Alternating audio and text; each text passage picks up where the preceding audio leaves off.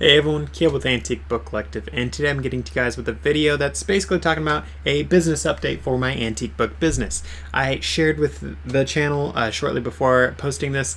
I was saying, hey guys, so I finally bit the bullet. I am finally starting a new branch of things for my particular business, and what do you guys think it is? So with that said, this video is me explaining what it is. Of course, I will be sharing more videos like this in the very near future about this particular subject, but this is just the first in a new salvo of a new product, basically.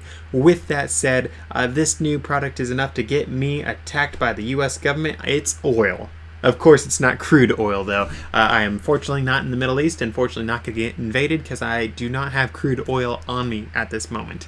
But with that said, the oil that I am talking about is lanolin and linseed oil. And guys, you guys have heard me talk about oiling books before. If you guys think you shouldn't oil books, I'm not getting into that in this video, but you are absolutely totally wrong, and if you're going to fight me about it, you're also stupid. But with that said, with my ad hominem attack right there, let me just say that oiling books is one of the most important things you can do if your book needs it for the sake of conserving your book for decades or centuries to come. If you don't oil your book, it will fall apart, end of story. But with that said, for my business, I have spent years and years and years looking for different oils, trying to find a book oil, and I cannot find them online for the stinking life of me. I can find oils for leather, for wood, for all these things, even for my car, but I cannot find oil for books. Of course, leather oil works great on your books, but for me it leaves a little something to be desired because, for one, a lot of these leather oils are for things that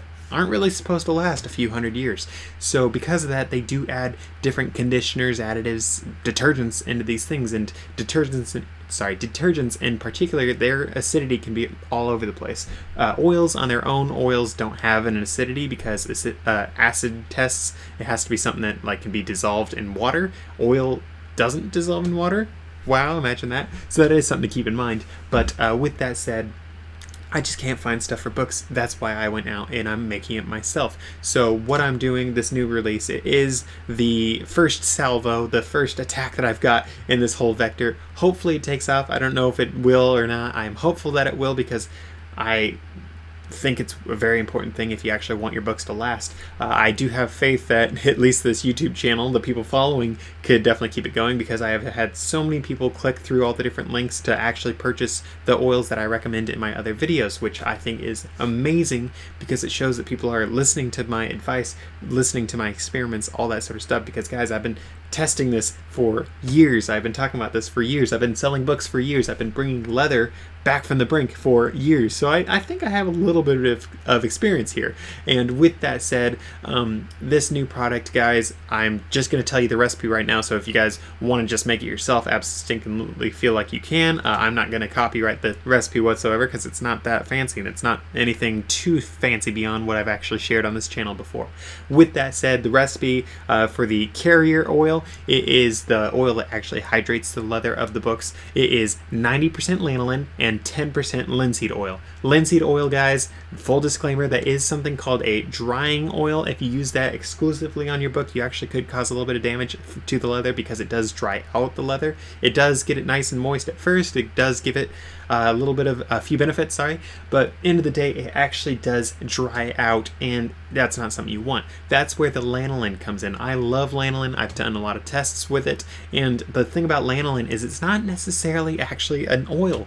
It's a wax, and because it's a wax, it actually seals that moisture in there, and I absolutely adore what it does. It works amazing on the hinges of books. Hinges, that's the little part that, excuse me for a moment, that bends. So this right here is the hinge, the bending part, a hinge like your door, and it also works great on the rest of the cover as well. There are a lot of people that will do a different oil on the hinge based on all my studies, and for me, I found that my particular mix works great on the hinge and on the rest of the book, which I think is very valuable. Some of those ones that only work on the hinge, they do soften the leather too much to be used on the rest of the book, so that is sort of the give and take. And of course, you do want a very limber hinge, otherwise it cracks off. I have so many books behind me that were not oiled that the cover did crack off because, hey, it wasn't oiled. Just like the people who say you don't need to oil books. Oh wait, it makes it flake and crack off and break. Huh, imagine that. But with that said, that isn't the entirety of my recipe. If it was, yes, I could still sell it, but there is a little bit more to the recipe that I did in these books. For the oil for these books. And that is, I'm actually adding cedar wood oil, tea tree oil, and lavender oil. So again, that is cedar wood oil, tea tree oil, and lavender oil. All of those are 100% pure essential oils.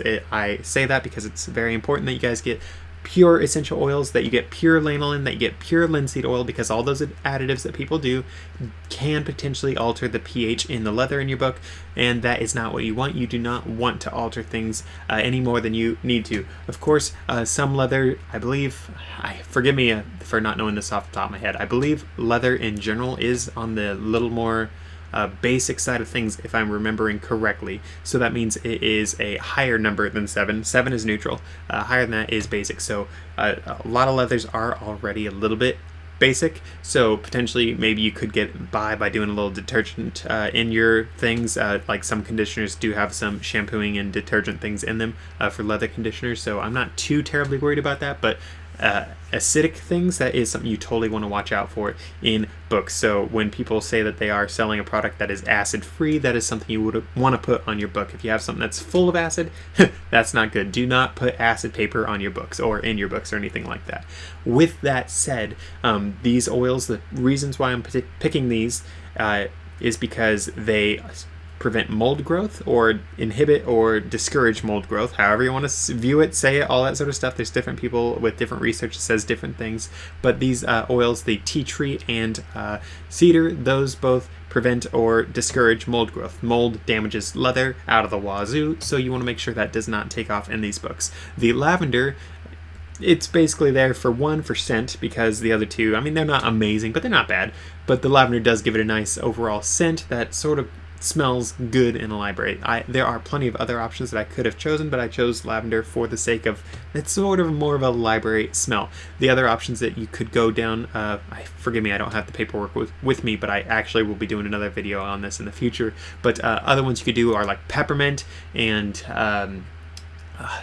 there's several others, but the reason why I'm doing that one is it actually scares off or prevents bookworms and moths and other like creepy crawly pests that want to eat your books from actually going towards those books, because they smell that and they're like, oh, that's not what I want to eat, I'm going to move along. And the tea tree oil, I believe, also does that same sort of thing, but again, I'm doing the lavender as well for the sake of the scent.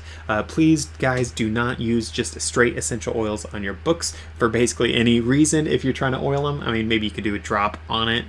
I wouldn't recommend that whatsoever, but I mean, if you absolutely have to for some crazy reason, I mean, please just only do one drop, but preferably don't do any.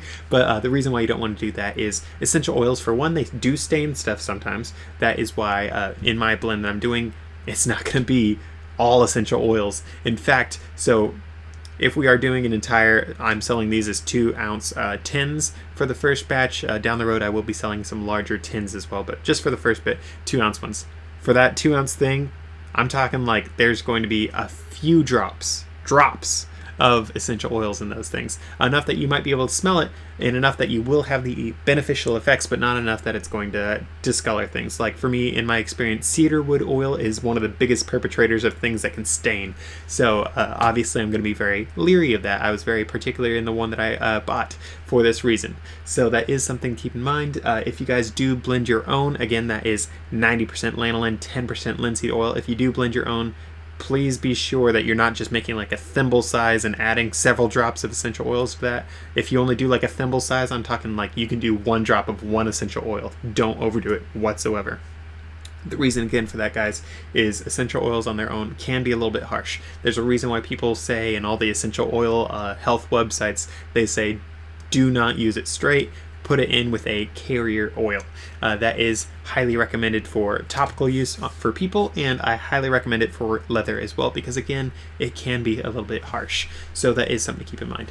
With all that said and done, this is going to be part of a playlist where I get into a whole lot of other things about this new product that I'm launching, what I think about it, what you guys should think about it, all that sort of jazz. I hope that these videos are helpful, because these, as you can tell, are not just sales videos. If it was sales videos, I'd be telling you why I'm the best and how you can't do it your own, but I literally gave you the recipe and the reasoning for it, so you guys can make it on your own.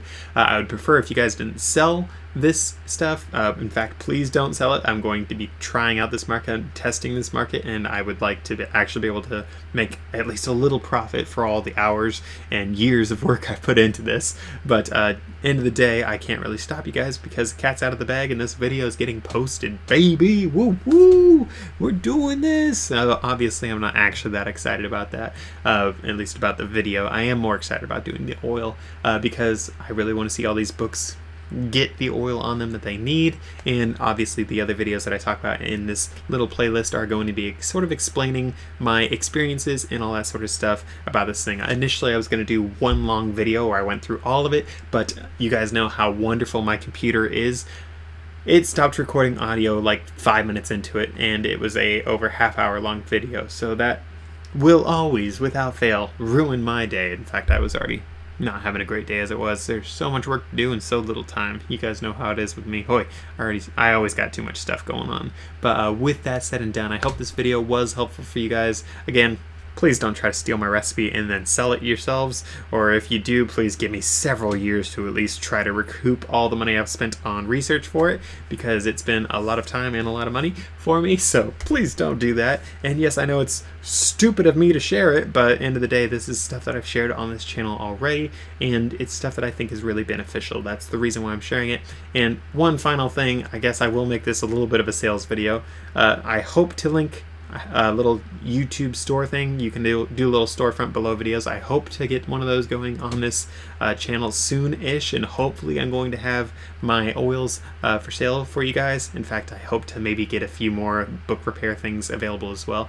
But with that said, potentially you guys will be able to buy it through that. The reason why I share that right now is because based on the price that I'm currently going to be asking, based on all the numbers that I had to run and how much I have to sell it for to even be breaking even, it will be cheaper than for you guys to actually go out and buy all the stuff on your own if you're going to be using it in any sort of modest amount.